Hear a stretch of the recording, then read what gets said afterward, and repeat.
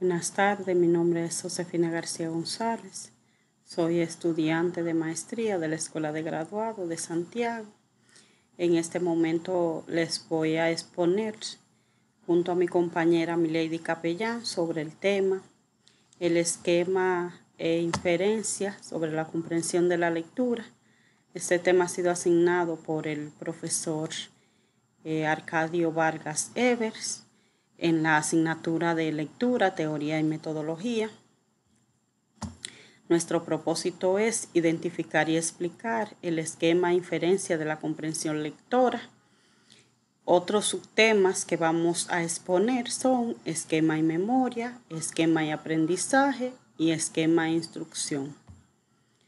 El esquema e inferencia en la comprensión de la lectura dice que hace ya algún tiempo que Brunner, este psicólogo estadounidense, identificaba la mente humana como una máquina de inferencia al referirse a su destreza para activar el conocimiento ya almacenado y utilizarlo para organizar e interpretar la nueva información entrante a través de complejas relaciones abstractas no provenientes de los estímulos.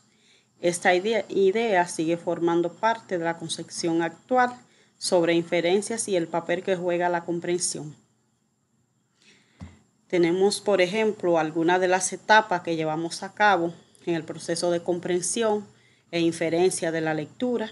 Tenemos la prelectura, la cual permite al lector dotarse de objetivos concretos de lectura y aportarle conocimientos previos relevantes. Es la primera etapa de lectura, como su nombre lo indica, prelectura. También tenemos la etapa de lectura, permite establecer inferencias, revisar y comprobar la comprensión mientras se lee y tomar medidas ante errores o dificultades para comprender. Ya en esta etapa comienza el proceso de comprensión e interpretación. La postlectura está dirigida a identificar el núcleo, sintetizar y eventualmente resumir y ampliar el conocimiento obtenido mediante la lectura. Es la última etapa de la lectura donde ya el lector tiene una comprensión ya e inferencia sobre el tema. En cuanto a la lectura comprensiva, por ejemplo, dice que es una herramienta clave para lograr aprendizajes significativos y desarrollar estructuras mentales. Dice que cuando se lee comprensivamente, la nueva información que ofrece el texto se asimila a las estructuras cognitivas del que lee. Comprender el sentido del texto escrito es atribuirle significado, es decir, el lector comprende la información. Tenemos también algunos efectos formativos de la lectura, enriquecimiento y perfección de las estructuras cognitivas del lector. Solo la competencia de comprender transforma la mente. Cuando comprendemos, hay un cambio de actitud y un cambio en el significado que teníamos respecto a un tema. Se aprende a aprender. Esto se hace comprendiendo mediante aprendizajes sucesivos iluminados de significado. Ese es otro efecto de la lectura. Se actúa, enriquece y desarrolla la memoria comprensiva. Con el acto de comprender se logra que los esquemas mentales del lector sean claros, profundos, integrados ordenadamente entre duraderas interrelaciones. Algunos ejemplos de inferencia, o uno de ellos: algunos estudiantes duermen en clase. Ese es un mensaje que tiene una idea explícita y otra idea implícita. La idea explícita es: los estudiantes duermen en clase, es decir, que está ahí literalmente en el texto. El lector no tiene que aportarle ningún elemento de comprensión, se interpreta tal cual está. La idea implícita, que es aquella que sirve para poder sacar inferencia, y para esto hay que hacer algunas preguntas, como por ejemplo, ¿por qué duermen en clase los estudiantes? Esa sería la pregunta inferencial que se puede hacer de este mensaje. donde interviene la comprensión del lector. O sea, no solo la parte literal, sino que aquí interviene lo que es la inferencia, la interpretación del lector, el por qué se duermen en clase los estudiantes. Pasando a lo que es el esquema y memoria, tenemos por ejemplo que Liebert y Samuels en 1974 conciben el proceso de lectura en dos etapas, la automatización y la atención. Dice que cuando el lector ha automatizado las destrezas de decodificación, su atención puede concentrarse en la comprensión. Los componentes de este proceso son memoria visual, memoria fonológica, memoria semántica y memoria episódica. En cuanto a la memoria visual, esta se encarga de detectar y procesar los rasgos gráficos, patrones ortográficos, configuración de la palabra y se autoriza esta visualización. En la memoria fonológica tenemos representaciones acústicas y articulatorias, asociaciones de grafemas con fonemas. En este caso se autoriza ya este tipo de comprensión. Memoria semántica, el lector decide el significado, siempre requiere, o sea, el lector decide que el significado siempre requiere de atención para poder llegar a la comprensión e inferencia del texto. La memoria episódica contiene experiencias personales, permite la asociación de estas con las demás memorias, o sea que esta memoria, la episódica, abarca las demás que he mencionado.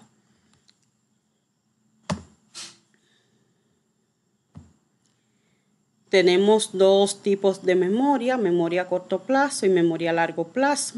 La memoria a corto plazo, según Padeley y Heath en 1974, que posteriormente fue elaborado por Baddeley, este modelo considera este tipo de memoria como sistema cognitivo encargado de manipular y almacenar temporalmente la información necesaria para realizar tareas mentales complejas como la comprensión del lenguaje o el razonamiento. Cabe destacar que la memoria a corto plazo es aquel tipo de memoria en la que el lector retiene las informaciones solo por un momento. Dice que puede durar solo 30 segundos, o sea que es un tipo de memoria efímera, se va rápido, las informaciones no se retienen. La memoria a largo plazo es uno de los modelos más importantes de la memoria a largo plazo. O sea, en cuanto a este modelo, Irving y Tubin plantea que la memoria no es un proceso único, sino que por el contrario, es un grupo de subsistemas que responde al tipo de información que se está recibiendo. El esquema de clasificación de la memoria a largo plazo, según Tubin, es el siguiente. Tenemos, por ejemplo, memoria sensorial, que es el punto de partida para el proceso de memorización, registra las sensaciones y permite conocer las características físicas de los estímulos. En este caso intervienen lo que son los sentidos, tanto la vista como el oído. Tenemos aquí la memoria a corto plazo, que mencioné hace un momento, que ya definí. Guarda la información que necesitamos en el momento presente, como decía ahorita, solo en un momento. Mientras que la memoria a largo plazo conserva nuestros conocimientos del mundo para utilizarlo posteriormente. Es nuestra base de datos permanente, puede durar de por vida, por eso se llama memoria a largo plazo. Ejemplo de memoria a largo plazo, por ejemplo, sería recordar nuestra maestra de primer grado, o un viaje que tuvimos hace 3 años, o aquella fiesta en la que participamos hace 5 años. A esto se refiere la memoria a largo plazo. Volviendo un poquito para atrás, para dar algunos ejemplos de la memoria a corto plazo, tenemos, por ejemplo, la respuesta a las preguntas: ¿qué, cuándo, dónde, cómo, por qué? En un momento dado, en un momento determinado. de forma efímera. En eso consiste la memoria a corto plazo. Hasta aquí mi intervención. Ahora continúa mi compañera Milady Capellán, quien les va a continuar ampliando y desarrollando este importante tema. Muchas gracias. Buen día, soy Milady Altagracia Capellán Ureña y hoy estaré compartiendo con ustedes algunos subtemas, dentro de los cuales está esquema y aprendizajes y esquema e introducción.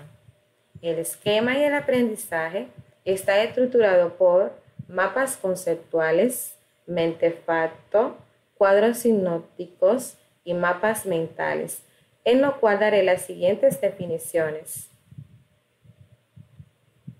Mapas conceptuales surgieron como una forma de instrumentalizar la teoría del aprendizaje significativo de Althusser en lo que se refiere a la evolución de las ideas previas que poseen los estudiantes.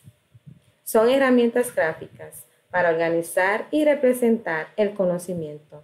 Incluyen conceptos, usualmente encerrados en círculos o cajitas de algún tipo, y relaciones entre conceptos indicados por una línea conectiva que enlaza los dos conceptos. Mente-facto está formado por la unión de mente y facto.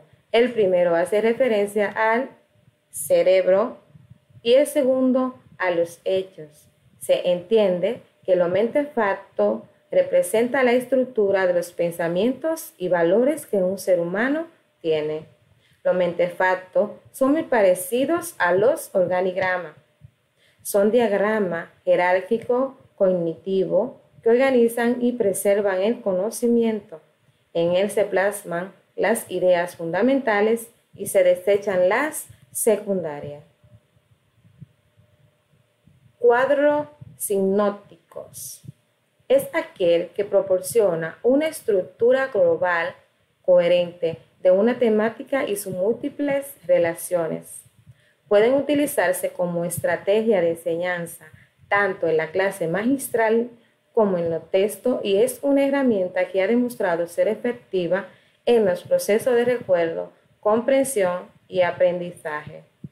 Tipos de cuadros sinópticos: con llaves, con diagramas y en red. Es un diagrama usado para representar las palabras, ideas, tareas y dibujos o otros conceptos ligados y dispuestos radialmente alrededor de una palabra clave o de una idea central. Mapas mentales. Es un método muy eficaz para extraer y memorizar información, en cartografiar sus reflexiones sobre un tema. Todos los mapas mentales tienen elementos comunes y el elemento común e importante, principal que debe de tener es experiencia, como está ese señor, ese príncipe, ahí en el centro, marcado con experiencia. Eso es lo primero, lo fundamental para formar y esquematizar los mapas mentales. Cuenta con una estructura orgánica radial a partir de un núcleo en el que se usan líneas, símbolos, palabras, colores e imágenes para ilustrar conceptos sencillos y lógicos. Esquema e instrucción. Transferencia gradual de la responsabilidad en el control de la actividad estratégica, que viene siendo la responsabilidad del docente. Releemos para comprender. Esa es la primera instrucción. Yo pienso en voz alta, como comprendo, modelado por la docente, como la guía. La segunda instrucción viene siendo práctica guiada por el docente. Nosotros pensamos juntos en voz alta cómo comprendemos instrucción guiada por el docente. Ahí viene siendo la interactualidad entre docente y estudiante, de cómo ello interactúa y se relaciona para llegar a acuerdo con lo que están explicando. La tercera instrucción tiene que ver con trabajo cooperativo de los alumnos.